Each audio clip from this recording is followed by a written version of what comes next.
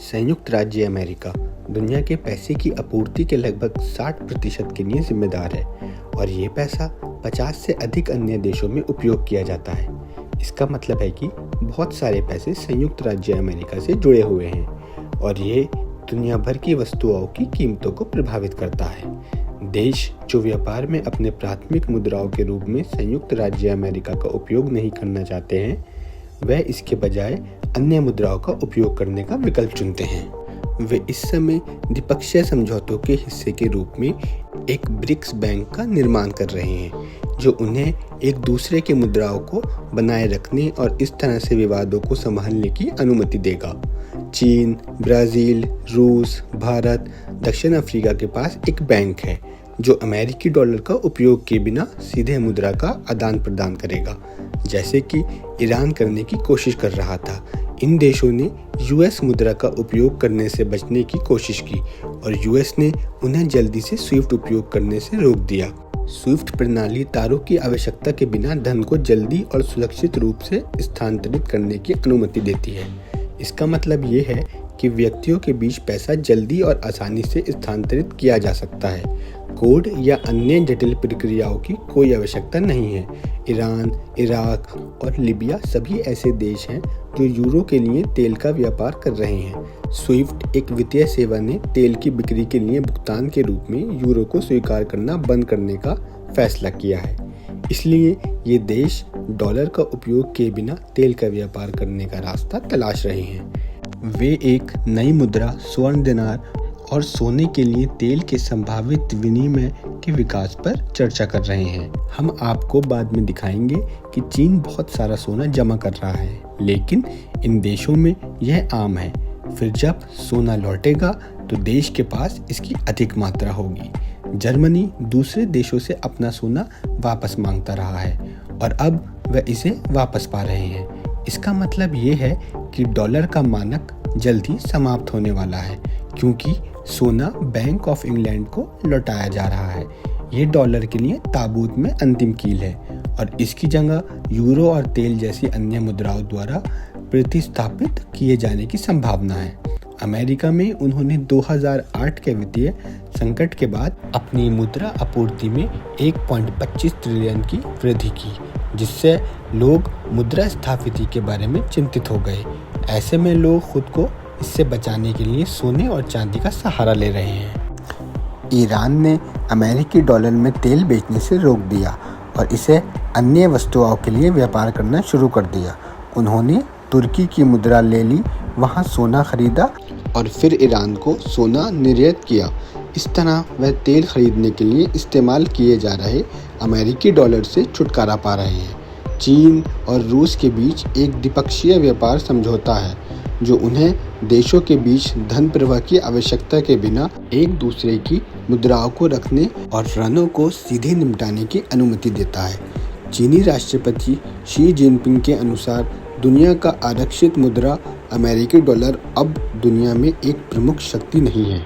सोने और चांदी का उपयोग यूटा में भुगतान के रूप में किया गया था, क्योंकि चीन और ईरान के पास एक व्यापार समझौता था।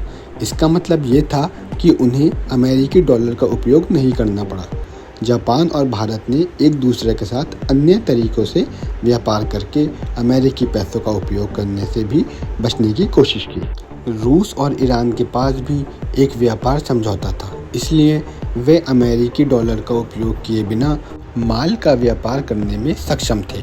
हालांकि इसका मतलब है कि स्विट्जरलैंड के नागरिकों को सोने के लिए भुगतान किया जाना चाहिए, जिसे वे जाम्बी में अपने बैंकों में जमा कर चुके हैं। यदि आप जाम्बिया में अमेरिकी पैसे खर्च करते हैं तो आपको गिरफ्तार किया जा सकता है। फेडरल रिजर्व हर महीने अपने द्वारा बनाए जा रहे धन की मात्रा को प्रारंभिक 40 बिलियन से बढ़ाकर 85 बिलियन डॉलर कर रहा है। ये प्रत्येक वर्ष 1 ट्रिलियन डॉलर से अधिक है और याद रखें कि पैसा न होने से 825 अरब डॉलर होने में 200 साल लग गए। अब वे हर साल 1 ट्रिलियन डॉलर बनाने की योजना बना रहे हैं। ईरान अन्य मुद्राओं के लिए सोने के आदान प्रदान के लिए जिम्मेदार है। सिंगापुर ने मुद्रा करों को समाप्त कर दिया। न्यूयॉर्क फेडरल रिजर्व ने जर्मनी को 150 टन सोना भेजा। नीदरलैंड के नागरिक सोना वापस करने की मांग कर रहे हैं। इक्वाडोर के सोने के भंडार का कुछ हिस्सा घर भेजा जा रहा है। ऑस्ट्रिया के नागरिक सोने की वापसी की मांग कर रहे हैं। चीनी सरकार मानती है कि सोने के बाजार में घाटा है और फेडरल रिजर्व प्रति माह 40 से 85 बिलियन या प्रति वर्ष 1 ट्रिलियन से थोड़ा अधिक की दर से अधिक पैसा बना रहा है। इसका मतलब है कि डॉलर का मानक धीरे धीरे नष्ट हो रहा है और जैसे कि आपने देखा होगा ये अभी हो रहा है और इसमें तेज़ी आ रही है। आपके पास इस स्थिति का लाभ उठाने के लिए सीमित समय है, इसलिए यदि आप बहुत देर तक प्रतीक्षा करते हैं तो अवसर गायब हो सकता है। नतीजतन चीनी भविष्य की तैयारी के लिए सोना इकट्ठा कर रहे हैं और यूएस ट्रेजरी बॉन्ड बेच रहा है। ग्राफ पर हरी रेखा दर्शाती है कि चीनी सरकार ने पिछले 2 वर्ष में कितना सोना खरीदा है।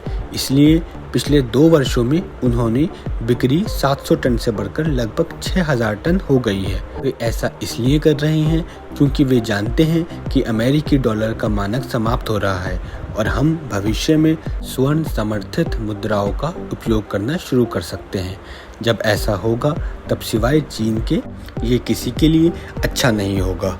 आप केवल वे पत्ते खेल सकते हैं जो आपको दिए गए हैं। हम अपनी मौजूदा व्यवस्था में जिस पैसे का इस्तेमाल करते हैं वह ऊर्जा से भरपूर होता जा रहा है। हमें यह सारी ऊर्जा जारी करने के लिए एक नई प्रणाली पर स्विच करने की ज़रूरत है। जब ऐसा होगा तब धन का संचार एक ही पल्ले ज़्यादा होगा, चाहे वो दाव लगाने वाले हो या दाव खेलने वाले। जबकि इसके बावजूद कई देश इस बात से अनजान हैं। उन्हें पता नहीं, लेकिन वे जुआ खेल रहे हैं और संलग्न है। चाहे आप इसमें शामिल होने का चयन करें या ना करें, यह मनी ट्रांसफ़र हर किसी पर प्रभाव डालता है। अगर आपके पास प्लास्टिक संपत्ति और कागजातीय धन है तो आप एक दिशा पर जीतने के लिए दांव लगा रहे हैं। अगर आपके पास सोने और अन्य वास्तविक वस्तुएं हैं तो आपने उल्टी दिशा में एक दांव लगाया है। तो आज की वीडियो में इतना ही। आप अपना ख्याल रखिए और यदि आपको हमारी वीडियो पसंद आई तो लाइक और सब्सक्राइब कीजिए। इस वीडियो को अपने दोस्तों के साथ शेयर करें। अगली बार ऐसे ही किसी दिलचस्प टॉपिक के साथ मिलेंगे। जय हिंद।